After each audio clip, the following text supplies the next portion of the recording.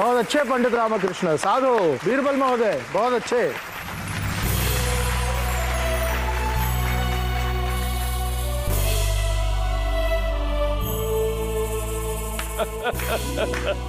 वाह बीरबल, वाह वाह बीरबल, वाह वाह वाह वाह।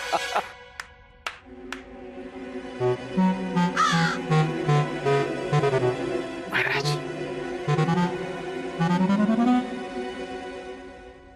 आज हमारी मातृभूमि विजयनगर के माथे पर विजयश्री का तिलक लगा है और ये विजय हमें बिना किसी युद्ध, बिना किसी बलिदान, बिना किसी जान माल की क्षति के मिली और इसका श्रेय जाता है पंडित रामकृष्ण और बीरबल को, इनकी सूझबूझ को, इनके चातुर्य को।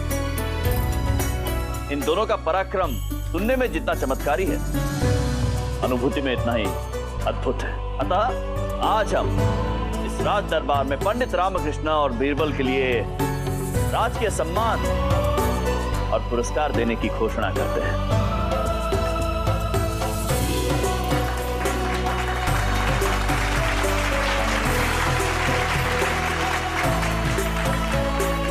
महाराज, हम आपका ध्यान उस घोषणा की तरफ केंद्रित करना चाहते हैं जो अब तक अपूर्ण है।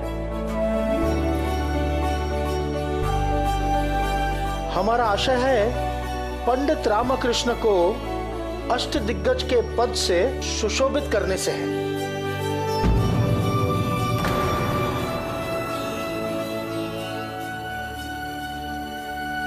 महाराज, इस विजयी अवसर पर हम आपसे कुछ कहना चाहते हैं। अवश्य गुरुवर, अवश्य। ये विजय इसलिए संभव है कि आपने सही समय पर अपनी तपस्या को त्यागा और बीरबल को यहां राज दरबार में लेकर आए। बताइए आप क्या कहना चाहते हैं। धन्यवाद महाराज। महाराज, ये सबको ज्ञात है कि राज्य की प्रतिबद्धता ही हमारे जीवन का एकमात्र उद्देश्य है। तो महाराज, हम एक बात कहना चाह रहे थे, बस हमारी कही बात का कोई बुरा ना माने।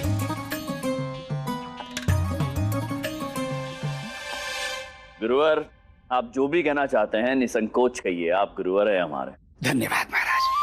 महाराज, वैसे तो आज हम अति प्रसन्न चित्त हैं, परंतु फिर भी हमारे चित्त में एक प्रश्न है। पंडित रामकृष्ण जी, आपसे हमारा आग्रह है कि आप केवल हमारे प्रश्न को सुनिएगा, बुरा मत मानिएगा। हाँ, तो वो प्रश्न है कि क्या मात्र पंडित रामकृष्ण ही अष्टदिग्गज बनने के योग्य हैं? क्या? ये कैसा प्रश्न है गुरुवर? महाराज, इसीलिए हमने पूछने से पूर्व आपसे अनुमति मांगी। हम जानते हैं महाराज कि यह प्रश्न तुच्छ प्रतीत होता है, परंतु इसकी तुच्छता को स्पष्टता से दूर किया जा सकता है। हाँ, पंडित रामकृष्ण, आप हमारे आग्रह को भूले तो नहीं? आप केवल प्रश्न सुनिएगा, हैं? बुरा मत मानिएगा। गुरुवर, मेरा भी आपसे आग्रह है कि आप अपनी बात निश्चिंत होकर पूरी करें। महाराज, हम जानते हैं कि पंडित रामकृष्ण अष्टदिग्गज के प्रबल दावेदार हैं, परंतु क्या गुरुवर? परंतु क्या? पंडित रामकृष्ण ने सदैव पूरी निष्ठा से हमारी सेवा की है, हमारे राज्य की सेवा की है, अभूतपूर्व सेवा की है। अभी अभी हमारा राज्य एक बहुत बड़ी विपदा से, एक संकट से बचा है। वो पंडित रामकृष्ण की सूझबूझ के कारण ही हुआ है ना? सत्य महाराज, सत्य। परंतु इस समझदारी में एक साझेदारी भी थी, बीरबल की। हाँ महाराज, इन दोनों के जिस योगदान से शत्रु भाग खड़ा हुआ, उसमें बीरबल के सहयोग का योग अधिक था। क्योंकि पंडित रामाकृष्ण जिस पत्र को पढ़ ही नहीं पा रहे थे, वो पत्र ना केवल बीरबल ने पढ़ा, अपितु उसका अर्थ समझाकर सुल्तान को पराजित करने की एक अचूक रणनीति भी बनाई।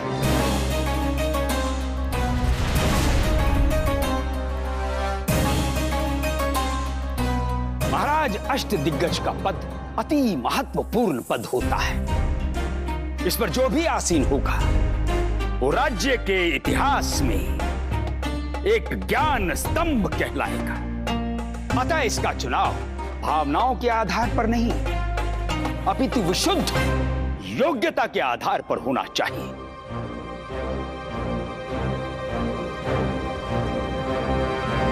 और हमें यह कहते हुए संकोच नहीं है कि संभवतः महाराज, यह आपके जीवन की भी सबसे बड़ी घोषणा होगी जब आप विधिवत रूप से घोषित करेंगे अष्टदिग्गज का पद आधिकारिक रूप से किसे दिया जाएगा।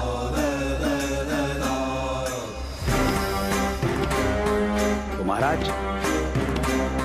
किसी के भी पक्ष की अवहेलना नहीं होनी चाहिए।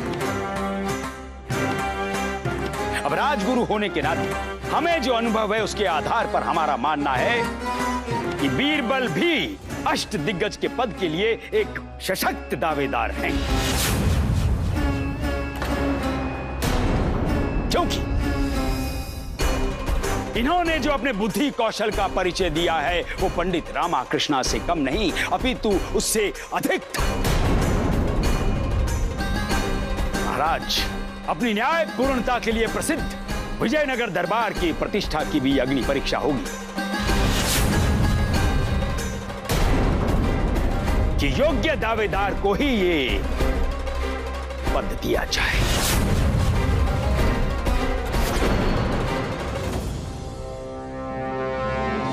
परंतु गुरुवर, आप भूल रहे हैं कि बीरबल महोदय बाहरी व्यक्ति हैं और पंडित रामाकृष्ण। हाँ मंत्री जी, पंडित रामाकृष्ण भी कभी बाहरी व्यक्ति थे।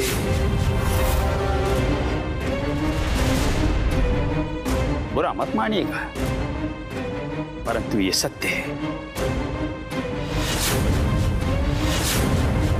और हाँ महामंत्री जी, प्रश्न बाहरी और स्थानीय का नहीं है। प्रश्न यह है कि इस पद के लिए अधिक योग्य कौन है। तनिक सोचिए, यदि समय रहते बीरबल ने इस पत्र का अर्थ नहीं समझा होता तो अब तक ना जाने कितना बड़ा अनर्थ हो चुका होता महामंत्री जी। हाँ, परंतु गुरुवर हमारा महामंत्री जी, गुरुवर का कथन विचारणीय है। पंडित रामकृष्ण, इस विषय में आपका क्या मानना है? महाराज, विजयनगर दरबार में प्रत्येक पद पर अपनी योग्यता के अनुसार ही व्यक्ति नियुक्त है और अष्टदिग्गज तो सर्वोच्च पद है, उस पर भी अपनी योग्यता के अनुसार ही सबसे योग्य व्यक्ति ही नियुक्त होना चाहिए। उचित कहा पंडित रामाकृष्ण आपने। गुरुवर ने इस राज दरबार में जो कुछ भी कहा है, हमारे अनुसार वो विचारणीय है। हम आप सभी से थोड़ा समय चाहते हैं इस विषय में विचार करने हेतु, और हम आप सभी को आश्वस्त करते हैं कि अष्टदिग्गज के लिए जिस किसी का भी चयन होगा वो उस पदवी के लिए योग्य होगा।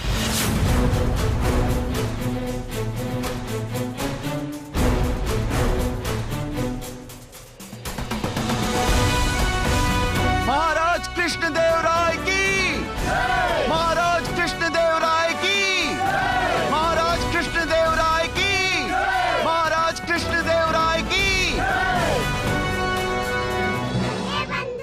रामा, मैं सदैव भय से खड़ा हुआ हूँ, परंतु आज क्रोधित खड़ा हूँ क्योंकि ये कल का बालक तेरे और अष्टदिग्गज बनने की राह में खड़ा हो गया है। नहीं बंधु, तू बात की गहराई को नहीं समझ रहा। इसमें बीरबल का कोई दोष नहीं है। इसे तो गुरुवर ने सामने लाकर चाल चली है, और कुछ साथ गुरुवर का मेरे दुर्भाग्य ने भी दिया है।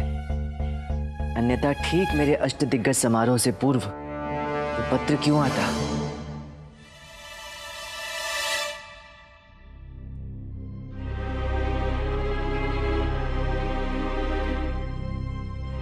पंडित रामकृष्ण जी, ये जो घटनाक्रम हुई है उसमें मेरा कोई उद्देश्य छुपा नहीं था, यही कहना चाहते हो ना? हाँ, जानता हूं, और ये भी जानता हूं कि तुम्हें इस बात का आभास भी अवश्य होगा कि हम उसी वस्तु को पूरे अधिकार से अपना कह सकते हैं जिसे हमने परिश्रम से प्राप्त किया हो, ना कि किसी के कंधे का सहारा लेकर।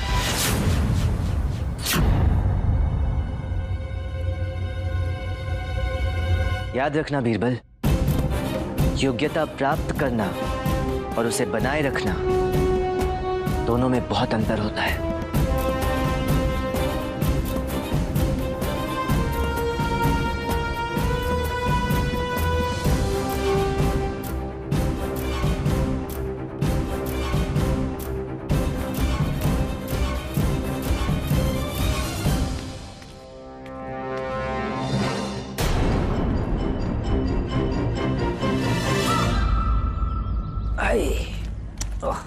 शिष्यों, अब हमें ज्ञात हो गया है कि भोलेनाथ ने हमें आज तक पंडित रामकृष्ण के विरुद्ध जीतने क्यों नहीं दिया। क्योंकि गुरुजी उनका नाम भोलेनाथ है, परंतु वो इतने भी भोले नहीं कि किसी की बातों में आकर वो बीरबल को जिता दे। अरे मूर्खो, गधो, हमारे स्वप्न को साकार करेगा ये बीरबल, वो भी पंडित रामकृष्ण के सारे स्वप्न को तोड़कर। आपने एक ही प्रहार में पंडित रामकृष्ण की वर्षों की मेहनत छिन्न भिन्न कर दिया। वाह, मान गए। चलो धनी मनी और बीरबल, आप तीनों हाथ मुंह धो लीजिए और भोजन के लिए अंदर प्रस्थान कीजिए। हाँ, धो लो, हम तो प्रातःकाल धो के गए थे। दिखाओ कहाँ है अरे स्वामी, स्वामी भोजन तो इन तीनों के लिए है ना, और आपकी सौगंध, भोजन की तो हम आपको सुगंध भी नहीं आने देंगे। क्या? हाँ, जिनके जीवन का मूल्य तपस्या होता है, उनका भोजन मात्र कंदमूल होता है। अरे रोको, अरे कोई रोको इसे। बीरबल, देखो, भूख के मारे हमारा मस्तिष्क कार्य नहीं कर रहा है। इस समस्या का कोई उपाय है आपके पास? हाँ, है ना। तो अब तक बताया क्यों नहीं? क्योंकि आपने पूछा ही नहीं।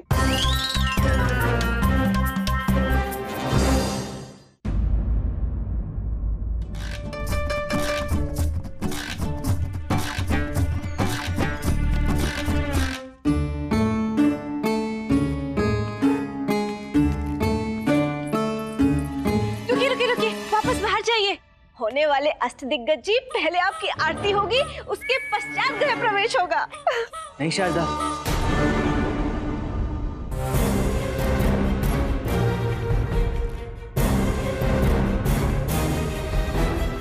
इसकी कोई आवश्यकता नहीं है। क्या हुआ? इसकी क्या आरती उतारे? इसका तो चेहरा ही उतरा हुआ है। अष्टदिग्गज बनने वाला था, कहीं निष्कासित होकर तो नहीं आया? अम्मा, भ्रम की आशा में उलझे रहने से अच्छा होता कि निष्कासन जैसे सच का सामना हो जाता। ये पहेलियां आप रात को सोते समय बुझाइएगा, नींद अच्छी आएगी। अभी ये बताइए हुआ क्या है?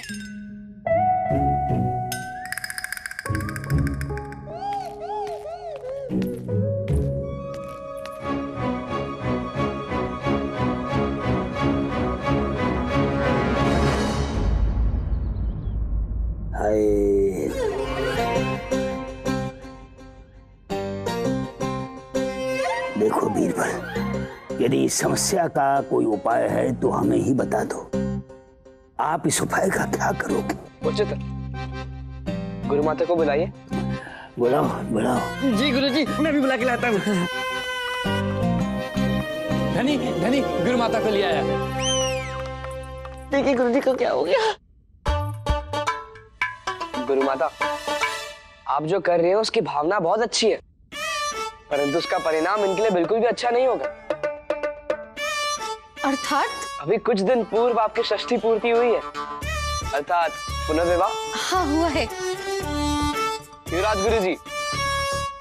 गुरुजी बोलिए बोलिए, बताइए सबको कि आप ही विजयनगर में कैसे व्यक्ति हैं जिन्होंने एक गलती को 2 बार की। कितनी बार? 2 बार। हाँ हुआ है। शास्त्रों में लिखा है एक मनुष्य को विवाह के उपरांत गृहस्थ आश्रम में रहना होता है और इसकी अवधि शास्त्रों के अनुसार 25 वर्ष की है। अभी तो आपके पुनर्विवाह को 25 दिन भी नहीं हुए। ऐसे में यदि ये सन्यास ले तपस्या करने चले जाएंगे तो गृहस्थ आश्रम अधूरा रह जाएगा और इसका सारा दोष आप पर आ जाएगा। पर आप पे कोई दोष ना आए इसलिए वापस चले आए।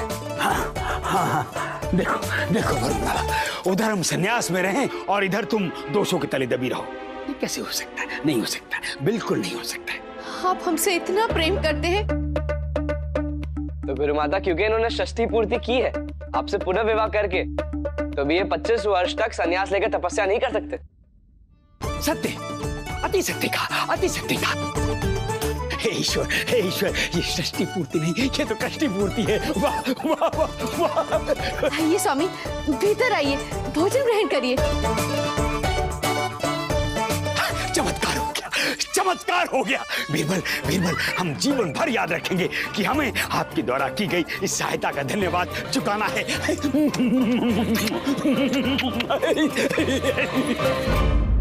आप अथक परिश्रम कर सबको पीछे छोड़ शिखर पर पहुंच जैसे ही अपना झंडा गाड़ने वाले होते हो, तभी आपको पता चलता है कि एक चीज भाग्य भी होती है, जिसका एक झोंका आपको पटक कर शिखर से धरातल पर पहुंचा सकता है। ये बीरबल कौन है और उसके कारण आप अष्टदिग्गज क्यों नहीं बन सकते?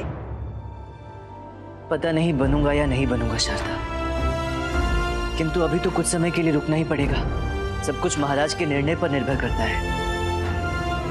परंतु जाने क्यों महाराज के इस निर्णय से मेरे अंदर अच्छी भावना उत्पन्न नहीं हो रही। महाराज, आप यहाँ भोजन ग्रहण करने बैठे हैं, तपस्या करने हेतु नहीं। आपको क्या लगता है आपने जो किया वो उचित है? पता नहीं महारानी जी, परंतु उस समय रात दरबार में जो परिस्थितियां उत्पन्न हुई थी और हमें जो उपयुक्त लगा हमने वही किया। कहीं आप बीरबल के विषय में? नहीं महाराज, हमें बीरबल की बौद्धिक क्षमता पर कोई संदेह नहीं है, पर इस बात के पक्षधर हैं कि पंडित रामाकृष्ण ने वर्षों तक राज्य की हर संभव सेवा कर अपनी बुद्धिमत्ता का परिचय देते हुए एक उच्च स्तर प्राप्त किया है।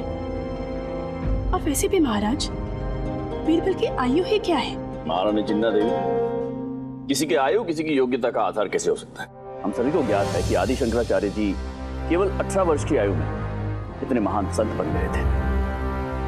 तो महाराज, हमारे पास 2-2 हाथ है और आपके पास भी 2-2 विकल्प। तो बताइए, आप पहले क्या ग्रहण करेंगे? काली मिर्च का काला काला हलवा या काले जामुन की काली काली दाल? बताइए बताइए।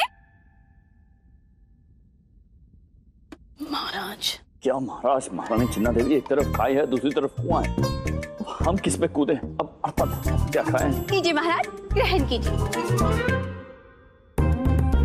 महाराज, वैसे तो दोनों व्यंजन बहुत अच्छे हैं और इनका स्तर भी एक समान है। हमारी सोच से तो आपको दोनों व्यंजन थोड़े थोड़े चख लेने चाहिए, तभी तो आप जान पाएंगे कि दोनों व्यंजनों में कौन सा अधिक स्वादिष्ट है।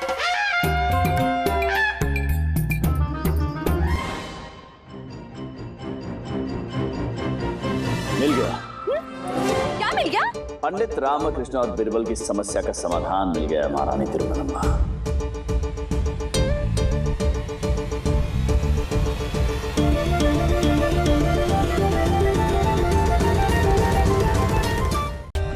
For more updates, subscribe to our channel, click the show links and enjoy watching the videos.